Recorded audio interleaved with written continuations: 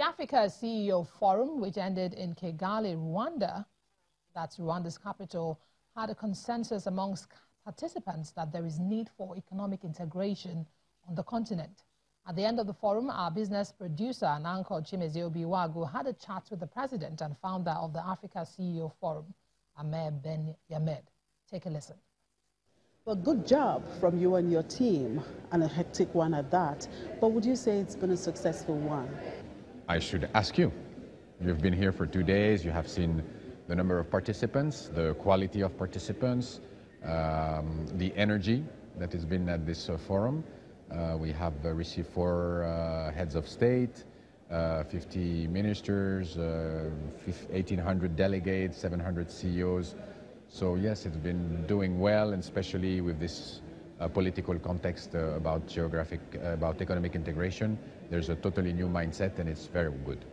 What consensus would you say has been reached at this forum as regards economic integration, and how do you hope to follow up to ensure proper implementation?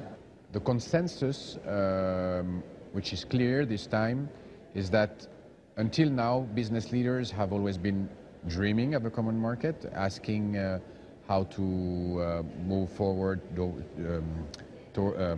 towards integration.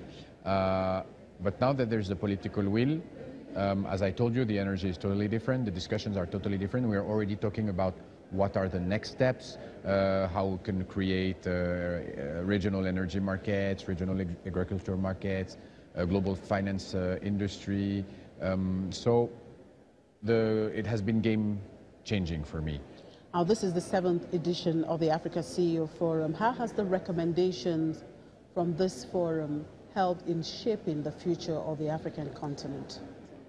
Basically, we have been at the forefront of economic integration since day one. That has been the target of this forum, is try to bridge bridge the gap between CEOs from English-speaking Africa, French-speaking Africa, North Africa, South Africa, and we connected since the 2012 now, more than 5,000 CEOs across the continent. So this for me is the best catalyst of integration, and after we have been doing a lot of thinking about doing business, the change of governance, and I think from what you have seen the rooms, the discussions are very lively, vivid, and they're very straightforward and dedicated to very specific points. We went from a conference which had a lot of panel with 200, 300, 500 people to a conference with a very small format workshop where people are exchanging ideas and coming out with new ideas of regulation, and people are engaging ministers, CEOs, etc. So I think we're moving very well towards a very constructive. That's one of the questions that people ask. Is this more of a talk shop? I think you can see here that it's not a talk shop, it's a workshop. This year's forum is over. Do you have any theme for next year? No, please, let us rest for two weeks, and then we will start talking again about what we will do next year. We haven't yet decided where we're going to hold the forum, and probably we're going to stuck with the CFTA theme. Have you ever considered having Nigeria host this conference anytime soon? Why not? No, we are very happy with the Nigerian participation. A lot of people are talking about Nigeria as a country who's holding out from the regional integration, but when you discuss here with I'm sure many CEOs that you have seen, there's no single person that have shown I don't know how you say that in English, as being wary of regional integration. They all love the idea of integration. They're all mingling with other countries, ECOWAS or not ECOWAS or Southern. So I think Nigeria has a tremendous private sector. I think there was a first wave of private sector leaders from Nigeria in, let's say, late 2000 that try to go, especially banks that try to go to other region. It has not been successful, but I think they have learned from the previous mistakes. Now they're coming back. You see this huge interest. I think Nigeria today is the 3rd country in terms of participation. Now, if I may ask, Jeune Afrique is a French company. So why the interest in Africa?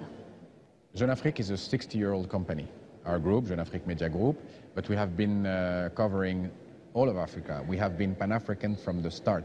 There's not a single thing that we have done that has not been targeting before in French. Now we have also some content media in English. We have a very good brand which is called the Africa Report, which is very sharp and is covering Nigeria quite well, I think.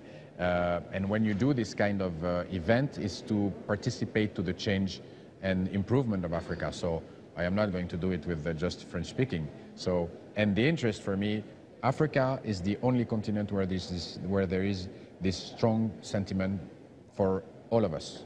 You know, you go to South America, Brazilian, Argentina, they're Brazilian, they're Argentinian, but you go to Africa, you go to Benin, you go to Senegal, you go to Nigeria, you go to... People feel first, I think, African. They have their nationality, of course, so this is in us. So that's what we do. And generally, looking at the African continent, what is your outlook? I'm very positive. When I'm staying here, there's so much energy, so much projects, so much people willing to work together that it's really, we need to, how do you say, to take our future in our own hands, and we need to make this economic integration project the start of a new African success story. We just need people, Africa and economic integration just needs the leadership of everybody here. And so I'm very positive. Thank you very much. Thank you very much. The anchor of Chimezio Biwagu there speaking with the president and founder of the Africa CEO Forum. But now on the program, we'll take a moment, and when we come back, we'll cross over to the Nigerian Stock Exchange for an update on today's activities.